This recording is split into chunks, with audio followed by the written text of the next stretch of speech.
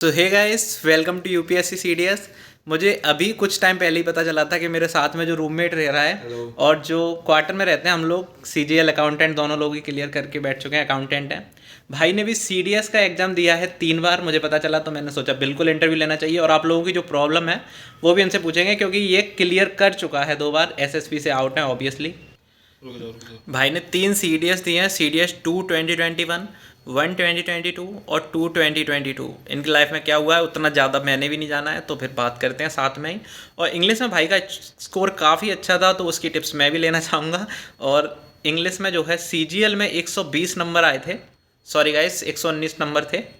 ठीक है, तो भाई के पहले मार्क्स सुन लेते हैं। जो पहली बार दिया था 2 2021 वाला, उसमें भाई के कितने कितने मार्क्स थे वो बता दीजिए जब आप फेल हुए थे। मेरे इंग्लिश में तो अच्छे थे, इंग्लिश में 69 थे। ठीक है। और मैथ्स में मेरे शायद 45 थे। ठीक है। और भाई जीके में मैं फेल हो गया था, उसमें मेरे 19 मार्क्स थे। 20 पासिंग होते हैं, मिनिमम चाहिए होते हैं, लेकिन मेरे 20 भी नहीं आए थे, 19 आए थे और मैं फेल हो गया था जीके में। ये बात आप लोगों को पता होनी चाहिए। आप टोटल अगर आप इनका स्कोर देखोगे ना तो इतना है कि आईएमए क्लियर हो सकता था। 2 2021 में कट ऑफ काफ़ी कम गई थी और वहाँ पे इनका आईएमए हो सकता था, लेकिन 20 मार्क्स जो कि एक सेक्शनल कट ऑफ होता है जीके के लिए, इंग्लिश के लिए भी होता है, मैथ्स के लिए भी होता है, वो आपको क्लियर करना जरूरी है। तो वहाँ भाई फेल हुआ। शायद 136 कट ऑफ गई थी और मेरे शायद नहीं, 136 थोड़े कम ही थे। कम गई थी शायद, आई थिंक थोड़े से कम थे। थोड़े से कम थे, लेकिन मैं जीके में सेक्शनल कट ऑफ क्लियर नहीं कर पाया था। हाँ, तो मेन चीज़ ये है कि आपको सेक्शनल कट ऑफ भी क्लियर करनी है। आप केवल आईएमए में जाने के लिए तीनों चीज़ें करनी पड़ेंगी आपको। ठीक है, ठीक है। तो उसके बाद में आपके 1 2022 में क्या मार्क्स थे वो बताइए। भाई उसके बाद पहले बता दूं, मैंने कोर्सेज लिए थे पेड। उसके बाद मेरे मार्क्स इंप्रूव हुए थे। फिर मेरे इंग्लिश में थे शायद, इंग्लिश में 72 और फिर मेरे जीके में 42 और मैथ्स में 45। मैथ्स में मेरे गोले भरने में काफ़ी टाइम जाता था, उसका आप लोग ध्यान रख सकते हैं। ओएमआर शीट को जल्दी जल्दी भरें। गोले भरने में ऑब्वियसली गाइस टाइम जाता है, जल्दी जल्दी भर सकते हैं मेरा आप, थोड़ा लेकिन ज़्यादा ही कम चला से कम जाता था। ध्यान दें कि ऊपर की जगह नीचे वाले गोले में भर दिया ना तो 2 क्वेश्चंस गलत जाएंगे आपके ऊपर नीचे वाले, समझ में आ रहा है। तो फिर साथ ही साथ एक पेज के क्वेश्चन सॉल्व करें और फिर भर दें, दूसरे पेज की सॉल्व करें फिर भर दें। ब्लू पेन ले जाने की ज़रूरत नहीं है। एक बंदा ब्लू पेन ले गया था, गलती से उसी से भर दिया उसने पूरे, बाद में फिर उसके ऊपर ब्लैक पेन गिर रहा था, तो ऐसे दिक्कत हो सकती है। ठीक है, फिर उसके बाद में जो मार्क्स थे वो और बता दीजिए भाई लास्ट। इसके बाद जो मेरा तीसरा अटैम्प्ट था उसमें मेरे मार्क्स थे इंग्लिश में शायद 78, मैथ्स में 41 और जीके में 45। ठीक है, भाई ने देख के बता रहा है, कोई बात नहीं कौन से। ठीक है, तो एग्जैक्टली याद नहीं रहते तो इसने पहले से ही लिख रखे हैं। और इसके में जो है अवनीत नाम है, आपको स्क्रीनशॉट लगा दूंगा यहाँ पे, जो आपको पता हो भरोसा भी कर सकते हो वैसे भी आप। तो भाई ने जैसा कि बताया कि पेड कोर्स लिया था, तो पेड कोर्स लेने की आपको कहाँ ज़रूरत पड़ी कि मुझे पेड कोर्स लेना चाहिए। भाई तो जीके में मेरे काफ़ी कम मार्क्स थे। ओके। तो जीके का तो मेरा फिक्स था कि मुझे कोर्स लेना ही पड़ेगा। ओके। और उसके बाद इंग्लिश में मैं इम्प्रूव करना चाहता था, क्योंकि इंग्लिश में मुझे लग रहा था कि मैं और इम्प्रूव कर सकता हूँ, थोड़े नंबर मैं खींच सकता हूँ और ज़्यादा। तो आपके इम्प्रूवमेंट कितना हुआ था इंग्लिश में। भाई काफ़ी इम्प्रूव हुआ, मतलब मैं तो अपना पूरा 90% क्रेडिट देता हूँ अपने टीचर्स को। ओके। तो मैंने इंग्लिश पढ़ी थी अमन वशिष्ठ सर से, उनका यूट्यूब पे चैनल है, उनके यूट्यूब चैनल पे फ्री कोर्स भी अवेलेबल है। और आप लोग चाहें तो अगर आपको अच्छा लगे तो आप ले सकते हैं। सेम जीके में है, जीके में मैंने पढ़ी थी श्री प्रतीक सर से, उनका भी यूट्यूब चैनल है ई तक्षशिला क्लासेस, वहाँ पे भी फ्री कोर्सेज हैं, आप चाहें तो पढ़ सकते हैं। और अगर आप अच्छा लगे तो आप पेड कोर्स भी ले सकते हैं, अनअकैडमी पे पढ़ाते हैं शायद वो। अच्छा, जीके में वो जो टीचर बताएं, क्या उनसे टीचर बताएं, श्री प्रतीक सर। प्रतीक सर जो है वो क्या क्या पढ़ाते हैं ये और बता भाई दीजिए। जीके में वो पढ़ाते हैं ऑलमोस्ट सारे सब्जेक्ट पढ़ाते हैं। ज्योग्राफी उनकी बहुत फेमस है, ज्योग्राफी। ज्योग्राफी, फिर पॉलिटी, करंट अफेयर्स और साइंस भी काफ़ी अच्छी पढ़ाते हैं। मॉडर्न हिस्ट्री भी पढ़ाते हैं, खाली मॉडर्न हिस्ट्री पढ़ाते हैं। तो गाइस आपको मॉडर्न हिस्ट्री ही मैं रिकमेंड करता हूँ हमेशा से कि आप जो है हिस्ट्री में मॉडर्न हिस्ट्री करिए, वर्ल्ड हिस्ट्री पे जाने की ज़रूरत नहीं है। एनसीईआरटी और मिडिवल अगर आप कर पा रहे हैं, बाद में टाइम बच रहा है तो करिए, वरना कोई ज़रूरत नहीं है मिडिवल और एनसीईआरटी करने की। मॉडर्न से ही ज़्यादातर क्वेश्चंस आते हैं। कभी कभी हो जाता है कि एनसीईआरटी से बहुत ज़्यादा आए, लेकिन हम वो ट्रेंड फॉलो नहीं करेंगे कि एक बार आ गया तो हम एनसीईआरटी करने लग गए। पहले मॉडर्न करिए, फिर मिडिवल, फिर एनसीईआरटी। वर्ल्ड हिस्ट्री करने की कोई ज़रूरत नहीं, एक आध क्वेश्चन आ गया तो मैं आपकी इसमें एक किस्मत पॉइंट खराब ऐड करूंगा। देखो भाई, हिस्ट्री का सिलेबस ना बहुत वास्ट है। आप हिस्ट्री के पीछे भागोगे ना तो आपके बाकी सारी चीज़ें छूट जाएंगी। तो पहले आप अपनी बाकी कंप्लीट करो। मैं कहूँगा कि आप साइंस और ज्योग्राफी कंप्लीट करो, उससे काफ़ी क्वेश्चन फंसेंगे। हिस्ट्री के पीछे भागने का कोई फ़ायदा नहीं है। हाँ, ये बिल्कुल सही बात कही। जियोग्राफी में आप इंडियन ज्योग्राफी करिए, वर्ल्ड ज्योग्राफी करने की कोई ज़रूरत नहीं है, बिल्कुल नहीं, ठीक है। बिल्कुल नहीं। अच्छा, साइंस का वो कराते थे सर, तो मैं एक बात पूछना चाहूँगा, 9th-10th एनसीईआरटी बहुत फेमस है, मैं सब लोगों को बोलता हूँ 9th-10th एनसीईआरटी करिए, तो बहुत सारे ऐसा क्या कराते थे भाई वो स्पेशल? 9-10 की एनसीईआरटी ही करवाते थे, वो एनसीईआरटी मार्क करवाते थे क्या क्या इंपॉर्टेंट है, क्या क्या पढ़ना, और समझाते थे और शॉर्ट ट्रिक्स बताते थे काफ़ी, और प्रीवियस ईयर क्वेश्चंस वगैरह कराते थे। पीवाईक्यूज बहुत इंपॉर्टेंट है, रोज सॉल्व करवाते थे सर। हाँ, तो फिर वही चीज़ मैं आपको बोलता हूँ कि आपके पास अगर प्रीवियस ईयर पेपर्स नहीं है तो यूपीएससी की ऑफिशियल वेबसाइट से जाके वहाँ से निकालिए, और वो आपको पता होने चाहिए क्वेश्चंस साइंस में रिपीट होते हैं भाई, बहुत पीवाईक्यूज ज़्यादा काफ़ी रिपीट होते हैं भाई। पीवाईक्यूज मैंने एक चीज़ नोटिस करी है कि ऐसे रिपीट नहीं होते कि सीडीएस क्वेश्चन सीडीएस में ही आ जाए। हाँ। आप सीडीएस, एनडीए और यूपीएससी आईएएस के जो प्री एग्जाम्स होते हैं उनके सारे जब आप लगाएंगे ना तो वो रिपीट होंगे। जो आईएएस के एग्जाम्स के क्वेश्चन है वो सीडीएस में आ जाएंगे, एनडीए के सीडीएस में आ जाएंगे। ये चीज़ होती है, CDS के सीएपीएफ पुराने वाले भी questions, इधर उधर आते हैं। सीएपीएफ भी, सीएपीएफ की भी लगा सकते हैं। ठीक है, ये बिल्कुल लगानी चाहिए। 9th-10th ही करनी है, ये बताओ 11th-12th करने की जरूरत है हमें? 90% क्वेश्चन 9-10 की एनसीईआरटी से ही आते हैं। हाँ, और जो बाकी 10% है उसके पीछे आप भागोगे तो आपका बाकी 90% छूट जाएगा। यही एक स्मार्ट चीज़ है जो आपको करते रहनी है, ठीक है। और देखो गाइस, बाकी आपके अगर कोई कमेंट सेक्शन में दिक्कत आ रही हो तो आप पूछ सकते हैं कमेंट में, मतलब ऐसे हमारी बातों में कोई आपको उलझन लग रही हो तो गाइस मैं आप लोगों को ज़्यादातर करंट अफेयर्स रिकमेंड करता हूँ, वो लास्ट के 6 मंथ का रिकमेंड करता हूँ। भाई से पूछते हैं करंट अफेयर्स का क्या सीन है? भाई लास्ट 6 मंथ ही हैं, और मैं तो जो मेरे सर हैं श्री प्रतीक सर, उनका यूट्यूब चैनल है ई तक्षशिला क्लासेस, वहाँ वो करंट अफेयर करवाते थे तो मैं वहीं से पढ़ता था। अभी भी शायद वो करवाते होंगे, मैंने कुछ टाइम से फॉलो नहीं किया चैनल। केवल एक टीचर से आप करंट अफेयर्स करते थे और वहाँ से मैं खाली एक क्वेश्चन टीचर से करता था। हाँ वो इतना कर हाँ भाई, उनके क्वेश्चन फंसते हैं। अच्छा, उनकी रिसर्च बहुत डिटेल्ड होती है क्योंकि टॉपिक पर। तो वो सीडीएस के लिए ही पढ़ाते हैं special? CDS, NDA, CAPF, CDS, NDA, defence exams को ही टारगेट करते हैं वो। भाई ने जो टीचर बताएं आप उनको जरूर फॉलो करिए अगर वो ऐसे कर रहे हैं। केवल उनकी वीडियोस देखनी है और हमें नोट्स बनाने हैं, बस पढ़ते जाना है। नोट्स बनाने हैं, खुद मेहनत करनी है भाई, बिना मेहनत तो कुछ नहीं होगा। हाँ, मेहनत मतलब सर खुद ही कहते हैं कि नोट्स बनाओ, नोट्स आप जब हाथ से बनाओगे ना तब आपको अच्छे से याद होगा। वो जो पढ़ा रहे हैं उसमें से ही फंसेगा। लगभग 20 क्वेश्चंस आते हैं करंट अफेयर्स के, कितने बन जाएंगे मेरे अकॉर्डिंग? 90% क्वेश्चंस तो बन ही जाएंगे। सीरियसली? हाँ, आपको मिल जाएंगे क्वेश्चंस एग्जाम में। करंट अफेयर्स के 90 क्वेश्चंस? भाई करंट अफेयर्स के नहीं, मतलब जो उनके स्टैटिक सब्जेक्ट्स हैं, ज्योग्राफी, साइंस, पॉलिटी, इनमें से 90% क्वेश्चंस आपको उनके पढ़ाए हुए मिल जाएंगे। करंट अफेयर्स तो थोड़ी वास्ट आती है, आपको पता है, वो उसमें थोड़ा लग परसेंट है। 50% तो 60 to 70% तो फंसेंगे। 60 to 70% उन्होंने जो पढ़ाया वहाँ से अगर फंस रहे हैं तो आपको बिल्कुल उन्हीं के पास जाना चाहिए। मैंने उनसे नहीं पढ़ा है, श्री प्रतीक सर से बिल्कुल भी। मैं आपको रिकमेंड करता था आप यूट्यूब पे डालिए जनवरी करंट अफेयर्स, ये करंट अफेयर्स, और जो ऊपर टॉप वीडियो आ रही हैं उन्हें देखिए 4-5 और अपने नोट्स बनाइए। पर मंथ में मैं बोलता था 500 क्वेश्चंस आप कर लीजिए।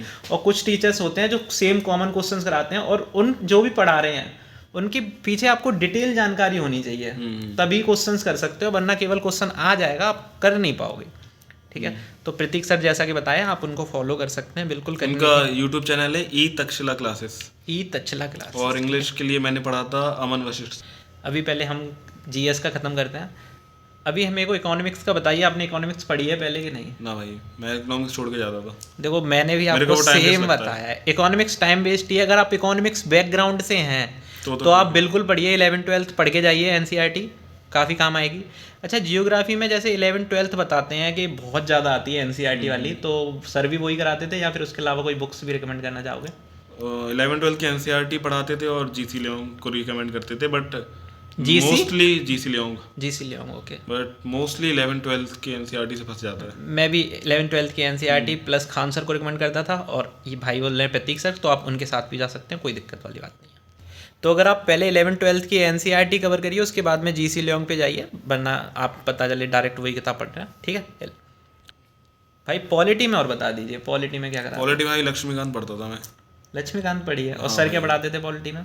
लक्ष्मीकांत को एक्सप्लेन करते थे, मतलब वो कहते थे कि लक्ष्मीकांत खोल के रखो, उसी को एक्सप्लेन करते थे अच्छे से। अच्छा, तो लक्ष्मीकांत तो भाई आईएएस यूपीएससी के लिए लक्ष्मीकांत ही बेस्ट है, सब लोग ही बताते हैं। करनी ही पड़ेगी आपको, बिल्कुल करनी पड़ेगी भाई। तो करना है भाई देखो, यहाँ पे मैं आप लोगों का एक क्वेश्चन उठाना चाहूँगा जो काफ़ी लोग पूछते हैं, बोलते हैं इंपॉर्टेंट टॉपिक बता दीजिए, इस पे आप क्या कहना चाहोगे? इंपॉर्टेंट टॉपिक वाली चीज़ पे क्या कहना चाहोगे? साइंस में इंपॉर्टेंट टॉपिक बता दीजिए, पॉलिटी में बता दीजिए, जियोग्राफी में बता दीजिए, तो इम्पोर्टेंट टॉपिक क्या होते हैं, कौन से हैं इम्पोर्टेंट भाई टॉपिक? यूपीएससी क्या करता है ना कि अपने क्वेश्चन, अपने जो टॉपिक्स हैं ना उनको चेंज करता रहता है कि इस साल इस टॉपिक से क्वेश्चन उठा लिए, अगले साल उससे। तो आप 9-10 की एनसीईआरटी पढ़ के जाओगे ना साइंस के लिए, तो उसमें से काफ़ी कुछ फंसेगा।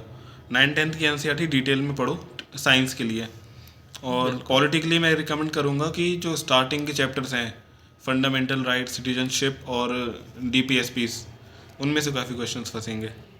चांसेस हैं बट गारंटी कुछ नहीं है। देखो गाइस, यहाँ पे चांसेस पे आप जा सकते हैं, बिल्कुल जाइए। जो भाई ने बताया टॉपिक ऑब्वियसली इंपॉर्टेंट है, लेकिन अगर अभी मैं बोल दूँ इलेक्शन कमीशन से क्वेश्चंस आते हैं, बिल्कुल आते हैं भाई। आप जो है संशोधन जो होते हैं उनसे भी क्वेश्चंस आते हैं, अमेंडमेंट से भी। तो पॉलिटी में ना आप जितना भी एक स्टार्टिंग पॉइंट से पढ़िए और पूरा पढ़ता जाइए। एक टीचर को पकड़िए, उनसे समझिए, फिर अपने नोट्स से जो आपने बनाया टीचर से वो पढ़ते जाइए डिटेल में। प्रीवियस ईयर क्वेश्चंस जरूर करिए। मैं आपको फिर से बताना चाहूँगा, PYQs बहुत इंपॉर्टेंट है। एनडीए के करिए, CDS के करिए, CAPF के करिए, PCS लेवल तक के भी कर लीजिए, ताकि आपको PCS लेवल के कहाँ से करोगे, दृष्टि वाला चैनल है, आप वहाँ से कर सकते हो। टीचर्स कराते हैं दृष्टि PCS करके, ठीक है, BPSC के, HPSC के, वहाँ से कर सकते हो। यूपीएससी अपने सारे क्वेश्चन पेपर अपलोड करता है, तो आप फ्री में डाउनलोड कर सकते हैं। फ्री में डाउनलोड करिए, और उनके एक्सप्लेनेशन की आपको दिक्कत आती है वो आप यूट्यूब से सर्च करके देख सकते हैं, कोई बड़ी बात नहीं है, ठीक है। तो ये हो गया हमारा GS का सेक्शन बिल्कुल कवर। आपके जो दिक्कत है वो कमेंट सेक्शन में पूछ लीजिए। इंग्लिश में पूछते हैं, क्योंकि इंग्लिश में भाई की जो है 78 मार्क्स आए थे अमन वशिष्ठ सर से तैयारी करके। यहाँ पे एक बात मैं आपको बताना चाहूँगा, जब भाई ने तैयारी नहीं करी थी तब 70 मार्क्स थे, जो 69 मार्क्स, 70 बोलेंगे लगभग। इतने मार्क्स आना भी बहुत बड़ी बात होती है 70 मार्क्स में। अगर आप इंग्लिश में 70 ले आते हैं और GS में आप 35 मार्क्स ले आते हैं तो 105 पे OTA तो आपका क्लियर है ही। और फिर मैथ में तो आराम से 50 मार्क्स आ सकते हैं, आराम से आ सकते हैं, अब मैं बोल सकता हूँ। लेकिन अगर आप बिगनर कर रहे हैं तो फिर 40+ तो बहुत ईजिली आ सकते हैं। 150 मार्क्स पे आपका OTA क्लियर हो जाएगा वेरी इजीली। भाई पहले अपना बैकग्राउंड बता दीजिए इंग्लिश से, ताकि लोग पता लग पाए। देखो, मैं ऑनेस्टली बताऊंगा कि मैं हमेशा से इंग्लिश मीडियम स्कूल में पढ़ा हूँ स्टार्टिंग से ही, तो इंग्लिश मेरी स्ट्रॉन्ग थी, ठीक है, स्टार्टिंग से ही स्ट्रॉन्ग थी। बट उसके बाद मैंने कोर्स लिया था, क्योंकि मुझे अपने जो मार्क्स हैं थोड़े इंक्रीज़ करने थे। वहाँ थोड़ा बैरियर था कि मैं 60 स्किल पार नहीं कर पा रहा था, तो मैंने फिर पेड कोर्स लिया था। अमन वशिष्ठ सर का कोर्स लिया। यहाँ पे आप लोगों का कमेंट ये हो सकता है कि 70 से 78 मार्क्स के लिए कोर्स लिया भाई ने, इंक्रीमेंट हुआ नहीं। तो बात यही होती है, जब आप एक टॉप लेवल पे होते हैं फिर आप वहाँ से भी ऊपर उठते हैं ना, तो मार्क्स धीरे धीरे ही बढ़ते हैं, समझ रहे हो। अगर आपके मार्क्स 10 आ रहे हैं, आप कोर्स ले लोगे तो हो सकता है आपके मार्क्स 50-60 पहुँच जाएँ, ठीक है। लेकिन जब आप ऑलरेडी टॉप पे हो, फिर आपको और टॉप करना है ना, तो थोड़े थोड़े करके ही मार्क्स बढ़ते हैं, समझ रहे हो। लास्ट टाइम पे मेहनत ज़्यादा होती है ऑब्वियसली। हाँ बिल्कुल। तो उसमें ये है कि उनके कोर्स से मुझे CDS के अलावा जो और भी एग्जाम्स हैं उनमें भी काफ़ी हेल्प मिली। जैसे फॉर एग्जांपल CGL में मेरे काफ़ी मार्क्स इंप्रूव हो गए। कितने मार्क्स आए थे CGL में? CGL मेंस मेरे 119 थे। 119 मार्क्स गाइस, बहुत अच्छा स्कोर है। 133 शायद टोटल था हमारा क्या में इंग्लिश का। 135 में से 119 मार्क्स, जो काफ़ी बेहतरीन स्कोर है। इंग्लिश में 78 मार्क्स। अब इंग्लिश के हम एक एक करके टॉपिक कवर करते हैं जो इंपॉर्टेंट टॉपिक हैं।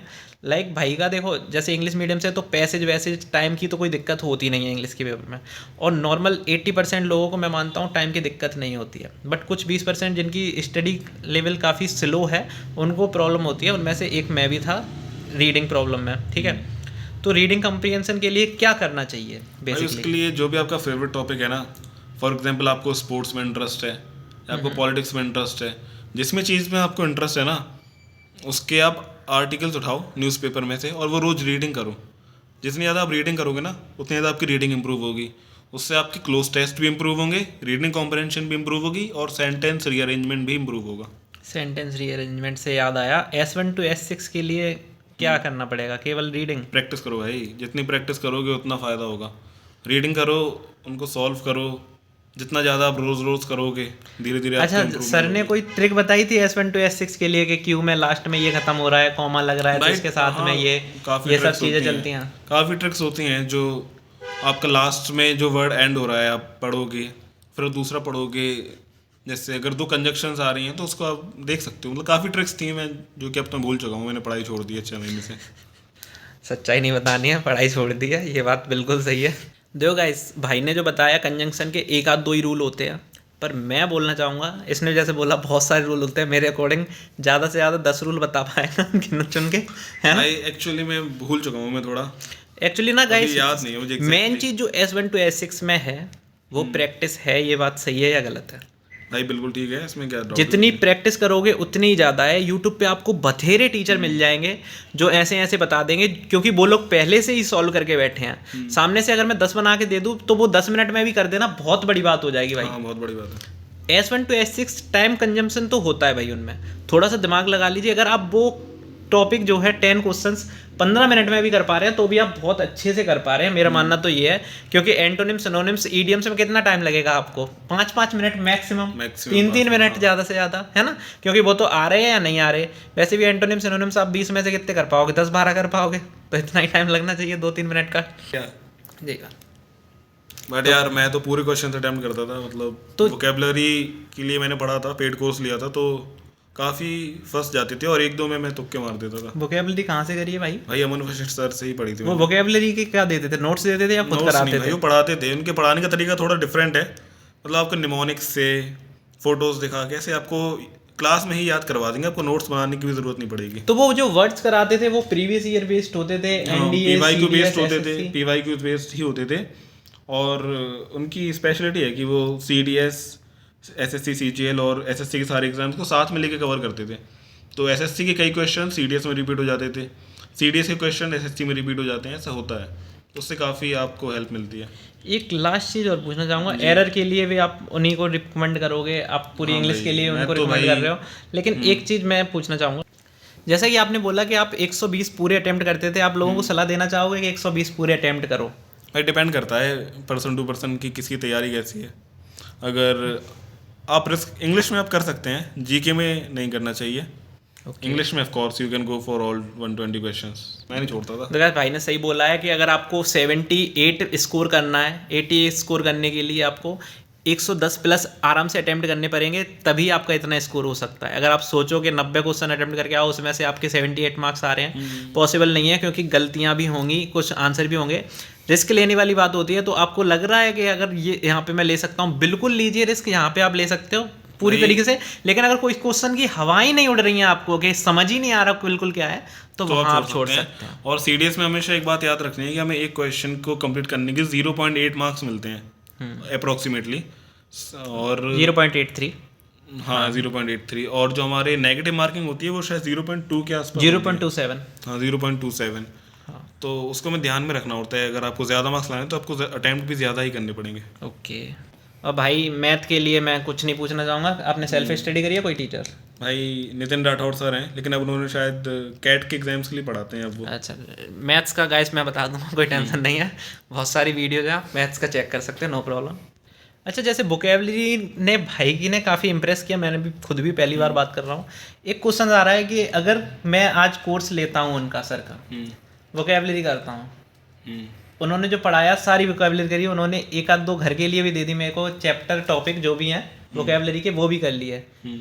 20 क्वेश्चंस आ रहे हैं वोकेबलरी में से, कितने सही हो जाएंगे? मतलब कितने उनके फंसाए हुए आ जाएंगे वहाँ पे पेपर एग्जाम में देखेंगे। देखो, क्वेश्चन फर्स्ट नहीं गारंटी तो कोई नहीं दे सकता, बट जब मैं पढ़ता था तो 90% क्वेश्चन तो फंसते थे। जो उन्होंने पढ़ाए हैं वो, या फिर तेरी जो पहले से ही 12th तक जो तूने सीबीएसई बोर्ड में पढ़ रखे हैं वो वाले क्वेश्चंस मिला के सर के पढ़ाए हुए फंसते थे? 90% क्वेश्चन तो फंसते थे।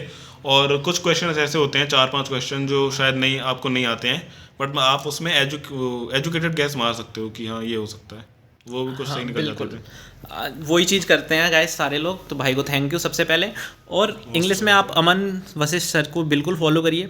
एक बंदा जो IVPS PO छोड़ के आया है, उसने भी अमन वशिष्ठ सर से पढ़ा है। मैंने पहली बार नाम सुना था, लेकिन अभी मैं जो है उनसे 1-8 क्लास देखने वाला हूँ, क्योंकि बहुत ज़्यादा नाम सुन लिया है और काफ़ी फेमस टीचर भी हैं। तो you can go with Aman Vashishtha sir. और GK के लिए प्रतीक सर पे आप बिल्कुल जाइए। ई तक्षला उनका यूट्यूब चैनल है, आप बिल्कुल जाके देख सकते हैं। कोई भी पेड वाली बात नहीं है, भाई ने जो कराया वही बताएगा, और फालतू में मैं ऐसे थोड़ी बुलवाऊंगा कि हाँ भाई तूने भी फ्री में पढ़ाई करी है, ऐसा कुछ नहीं है गाइस। आपको अगर कोर्स लेना है तो आप बिल्कुल लीजिए, हालांकि मैं तो मना ही करता हूँ कोर्स की। आप सेल्फ स्टडी पे ज़्यादा डिपेंड रहेंगे, वही ज़्यादा है। देखो, कोर्स लेने के बाद में आप अपनी तरफ से कितना आउटपुट दे रहे हैं ना, वो चीज़ ज़्यादा इंपॉर्टेंट है। सही बात है कि नहीं? Of course. क्योंकि खुद की पढ़ाई स्टडी आई वुड रिकमेंड 8 घंटे की सेल्फ स्टडी तो मेरे हिसाब से, मतलब 8 घंटे टोटल पढ़ता था मैं, 4 घंटे कोर्सेस और 4 घंटे सेल्फ स्टडी। हाँ ठीक है ना, तो वो चीज़ ज़्यादा इंपॉर्टेंट रहती है कि आप खुद से कितना एफर्ट लगा रहे हैं, क्योंकि टीचर जो पढ़ा रहा है वो तो और बंदे भी देख रहे हैं भाई 10,000, और निकलना तो वही 5, 6, 7, 8 हज़ार का है, ठीक है, और हर टीचर से तो वही सीन बन जाता है। आप सेल्फ स्टडी को भी ध्यान दीजिए, भाई ने जो बताया उन बातों को भी, और 78 मार्क्स के लिए आप अमन वशिष्ठ सर के साथ जा सकते हैं, बिल्कुल जाइए। जीके के लिए आपको सारी चीज़ें बता दी है, आपकी कोई प्रॉब्लम है तो आप कमेंट सेक्शन में पूछ सकते हैं। जय हिंद, जय भारत।